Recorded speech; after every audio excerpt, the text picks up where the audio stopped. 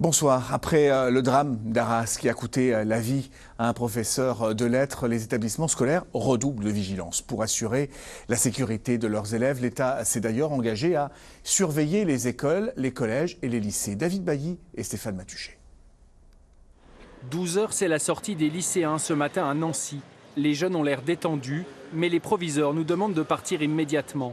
Nous cherchons simplement à constater la présence des forces de l'ordre autour des établissements scolaires, car l'alerte urgence attentat impose une surveillance renforcée. Avec la hausse du niveau d'urgence au niveau attentat, les établissements seront fermés, donc les collègues seront présents aux entrées et aux sorties, mais effectivement le côté sécuritaire, il y a tellement d'élèves, quand vous n'avez qu'une seule patrouille, et bien évidemment on ne va pas pouvoir mettre un policier durant toute la durée de l'ouverture de l'établissement devant un lycée ou devant un collège.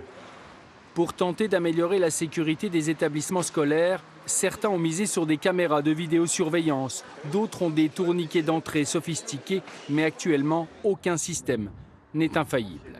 Il n'y a pas de formule miracle, il n'y a pas de solution magique, il n'y a pas de solution technologique, par exemple.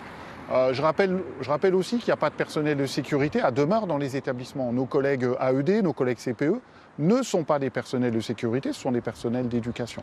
Pour le corps enseignant choqué par ce nouvel attentat, transformer l'école en bunker n'est pas une solution. Ce qui s'est passé hier, ça reste quand même très exceptionnel. C'est certainement un concours de circonstances. Le fait que cet homme soit un ancien élève du lycée a peut-être aussi facilité son entrée dans l'établissement. Nous, on n'est pas pour devenir des blocos avec des enfants et des professeurs enfermés à l'intérieur. D'ici lundi soir, 7000 soldats de la force Sentinelle seront déployés sur l'ensemble du territoire pour protéger les établissements scolaires français.